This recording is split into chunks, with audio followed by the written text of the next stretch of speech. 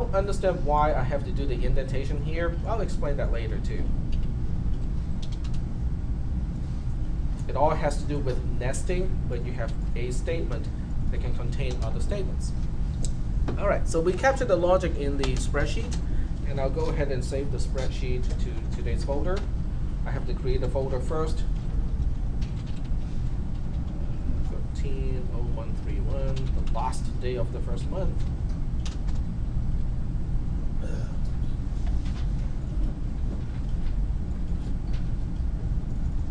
And we'll call that max3 because it's trying to find the maximum of 3 variables, but this one is incorrect, so I'll call it max3 wrong. Okay, so we'll go ahead and try to trace it with some test cases. All right, so right away, I'm going to ask you to think about something. There's no right, wrong answer. It's just something that I want you to think about. I read an algorithm like this. It seems to make sense, it looks right to me. How do I make sure that it is correct? Test all the options. Test out all the options, very good. So in this case, how many options have I got?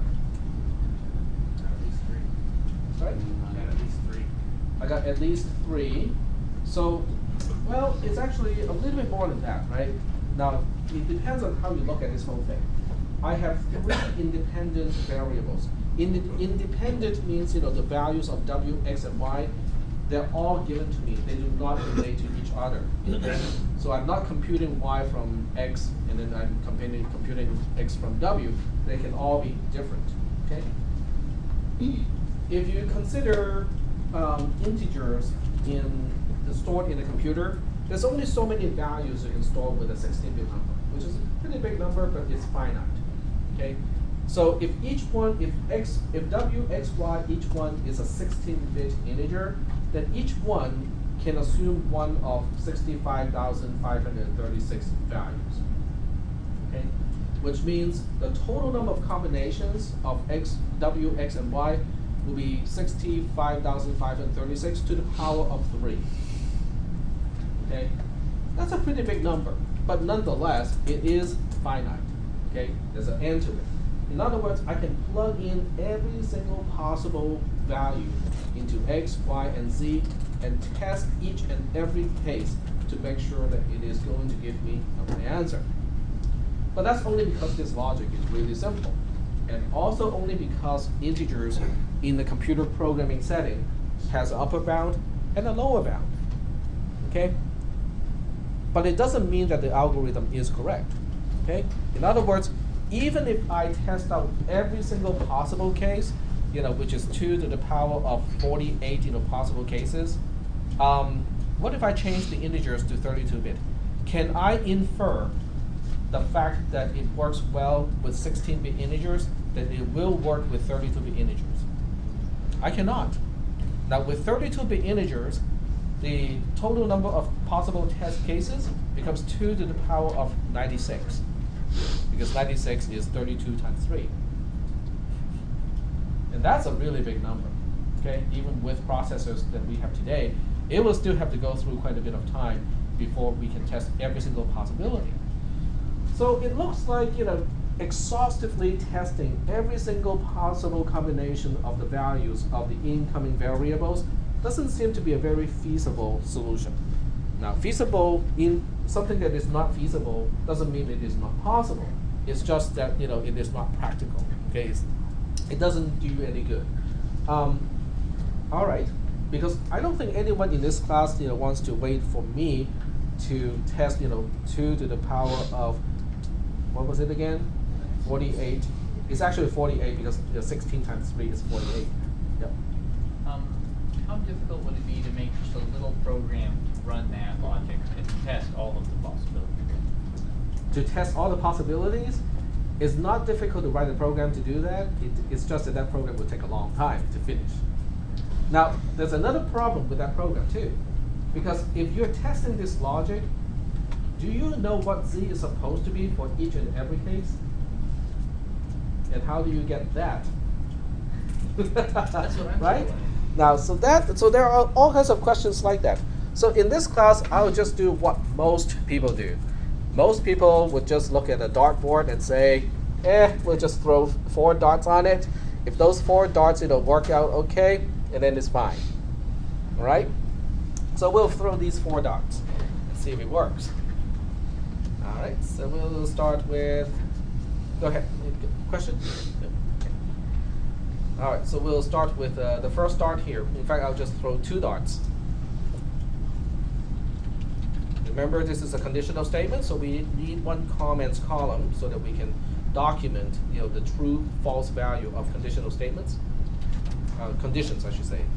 We have line number, and this time we have 4 variables. We have x, I should say w first, w, x, y, z. And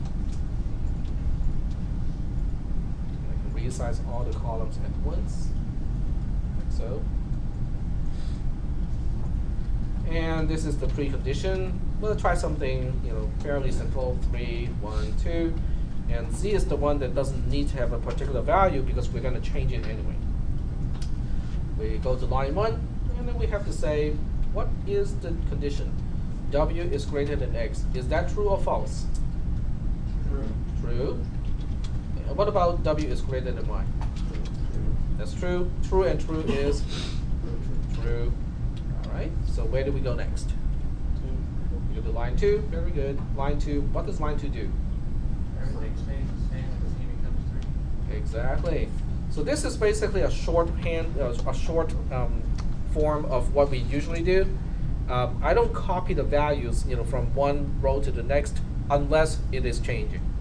So this is a lot easier to read, but it is also, a little bit tricky too because you have to look up a column to see, when was the last time it was updated and what was the value from the last update. Okay, so that's one thing that you have to remember to do. After line 2, where do we go? Post. Very good, because we take one branch and then we get out of the entire thing. Is that the right answer? 3 is the maximum of 3, 1, and 2.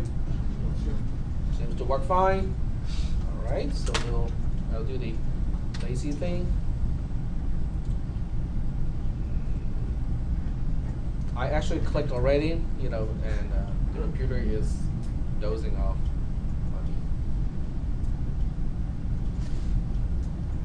Pour caffeine on it, that'll wake it up. Pour caffeine on your computer, that'll wake it up. Yeah, right. I should send it down. And looks like things are locked up a little bit here. I'm not running out of space. Not even close. And there's no special error messages. It's still, oh, okay, that part is moving. The app is still locked up. It's loading the document. Well, I think it's only with this particular document.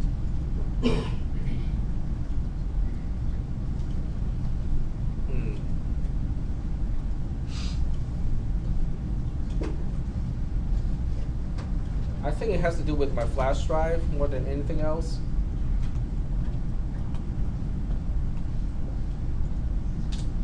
Uh-oh. Now more things are locked up. These 2 are still locked up.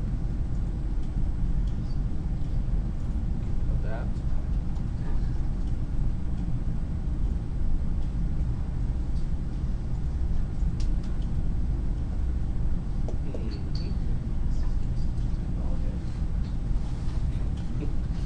Technical difficulty. The flash drive is blinking, which means it's trying to do something. And you can see it's kind of jerky. It went from the 9 to 18 when it should be like second by second. And it's loading document down here.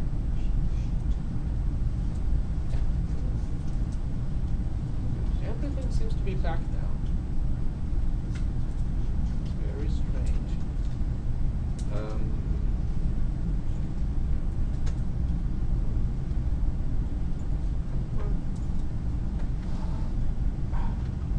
That's from the previous class. I started this several times.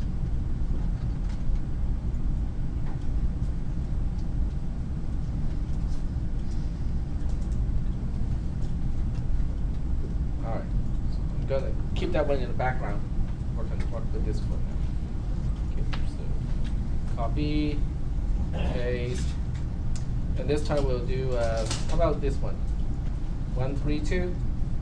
So we still have to do the evaluation. The only difference is, what would be the outcome this time? Is W greater than X? No. Now here's a question that I can ask you right now, but later on we'll have have the definite answer. This is a conjunction, right? And is a conjunction. W is greater than X is false. So do I really have to evaluate the other part of the conjunction? No. Because with conjunction, remember, if at least one side is false, the entire thing is guaranteed to be false. So technically speaking, I really don't have to evaluate, W is greater than Y. But the big question is it okay not to evaluate the right-hand side this time? Okay, so we can kind of think of it like, well, if it seems like we can do it, all the time, but does the computer actually do it this way and ignore the other side? Well, we'll answer that question later. But right now, we are only interested in this particular answer, and it is true. Once again, I have lost control of the icon.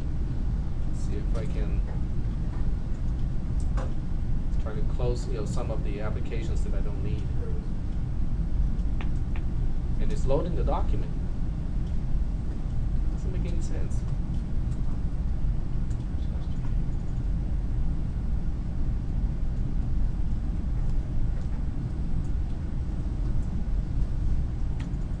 All right, so this is false. If that is false, where do we go? We go to line 3. That's right. As soon as the computer let me go there, I'll update it.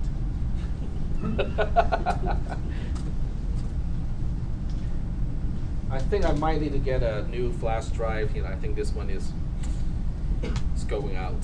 Still using USB 1 flash drive? No, I'm using the same flash drive that I was using last semester. It's a SD card reader, and the SD card I just bought it about 2 years ago. It's a 16 gig SD card. It's a SanDisk. I don't think that's the issue. I think the issue is these things don't last forever. Flash cards, or flash memory in particular, do not really last forever. What type of flash memory? What type of flash drive is it? It's a micro SD card. So it's a flash. It's not a flash card per se, but it's a micro SD card, a 16 gig capacity. It was cheaper 2 years ago to do it that way than it is now. Well, the problem is, flash technology only has a limited write cycle. In other words, you can only write to it, so many times before, it won't take any updates anymore. Okay, but for the most part, we don't see that because, each flash card or each, USB thumb drive or SD card actually has its own management system to remember, which part of it, has already reached the maximum write cycle, and then they will internally mark and say, okay, I cannot use this portion anymore. But all of that stuff is happening on the card itself, and we don't even see it. So a lot of times, when it's slow, it's actually trying to do some shuffling internal to the SD card that we cannot see by shoveling things